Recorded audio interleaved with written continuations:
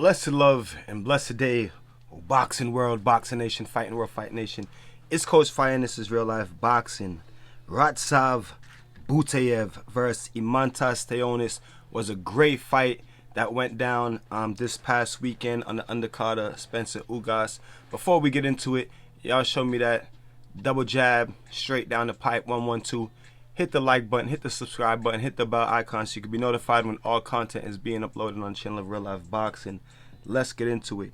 I can't really, I don't want to, fuck up their first name, so we're just going to say Butaev versus STANIONIS. This was a great fight. I was watching it, and I was in Boxing Waves live stream. It was lit. But yeah, this was a great fight, and I wanted to touch on some specific boxing points and good, just good boxing. You know what I'm saying? I wanted to touch on it before we move forward towards the Tyson Fury and Dillian White, because I know I already dropped that video, but I wanted to talk about this fight because this was a good fight, and like I said, there's some good boxing points to make in this fight.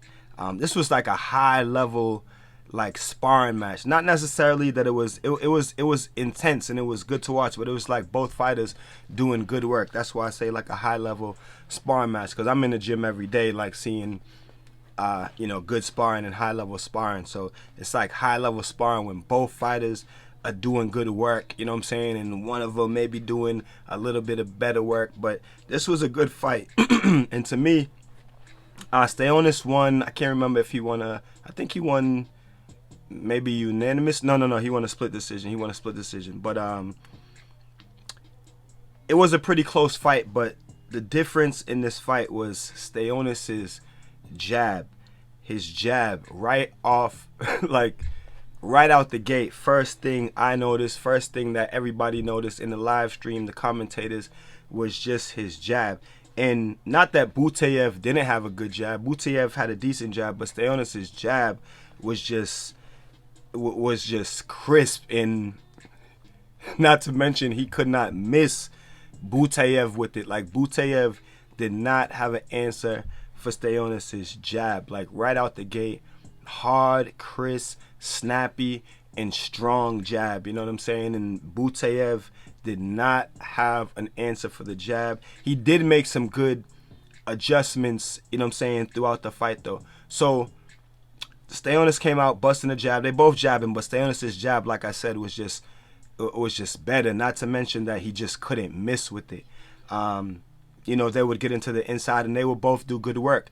Butaev was doing really good work, and he was doing the better work when STANIONIS went away from his jab, and that's why you see the title of the video, Do Not Abandon the Jab. STANIONIS started off first round, second round jabbing, but midway through the second round and the third round, I was like, oh, he's abandoning the jab, he's getting away from the jab. And that's when Butaev was able to do good work and get his shots off as well. But whenever STANIONIS worked behind the jab and just started behind the jab, he just did the better work. Whether he used the jab to get into, whether he started at long range or mid range and used the jab to get inside, because a lot of the fight was fought in close quarters. Butaev was I think, did he get a point deduction for holding down STANIONIS's head? Yeah, he was doing it really. Butaev is funny, yo. Butaev's kind of dirty, but those are the things that you teach fighters when fighters are doing certain things, like coming in with the head down. Hey, you teach them, lean on the back of the head and press on it until the referee tells you stop. But the referee told him stop mad time, so I think he ended up taking a point. But like I said, whenever STANIONIS worked behind his jab, started with the jab, wherever the combinations and wherever the work finished, whether it was mid-range to inside, he was just doing the better work when he worked behind his jab. And there was spots in the fight where he would abandon the jab and Butaev would be doing his thing. Butaev also made an adjustment, switched to southpaw midway through the fight, switched to southpaw for a few rounds. And to me, around that time, STANIONIS abandoned the jab as well, and that was probably why Butaev switched, because the jab was just absolutely murdering him. But either way, was just a very good fight, And I want to say so both of these fighters are come forward, front foot dominant, come forward like pressure fighters, want to throw a lot of punches, want to get in the pocket and throw a lot of punches. So this is why this fight was the main event on the undercard. You know what I mean? This was the main event on the Showtime card before the pay-per-view started, and that's why, because both of these guys are come forward fighters on the front foot, just ready to bang. So everybody was, wondering, what was gonna happen. But even, with two styles like that, the fighter that had the better jab, and stuck to the game plan and stuck to using the jab, was able to edge the other fighter out.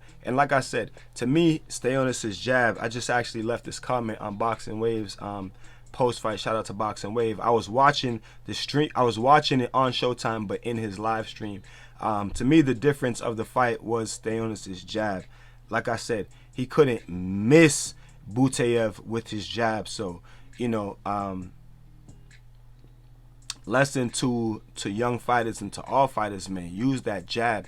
And when the jab is working, do not abandon it. I feel like when fighters start a fight and the jab is working and they're able to do good work, just like Stanis, they tend to abandon the jab because, I don't know, maybe they forgot that it was the jab that actually put them into position to be able to do the good work.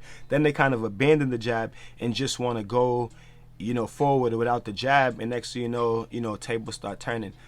Stick to that jab. I was like, man, Stanis has abandoned the jab. He's abandoned the jab, and that's when Butaev was able to do the better work. And I was just like, I hope this dude gets back on his jab, and he did get back on the jab and ended up winning the fight. But it was a great fight.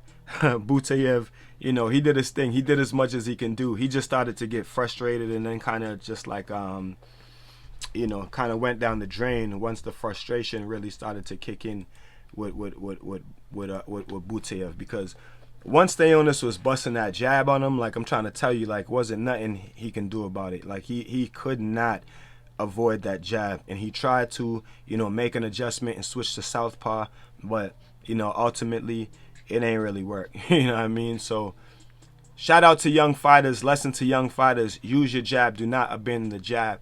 And this is going directly into my next video about Isaac Cruz versus Gamboa, because Isaac Cruz does not use his jab at all.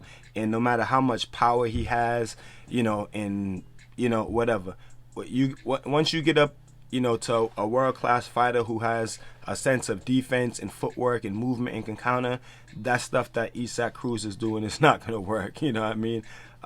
You guys tell me what y'all think about it in the comment section. Until then, keep fighting your fight. Protect yourself at all times, man. Peace and one. Love. It's Coach Fighters for Life Boxing.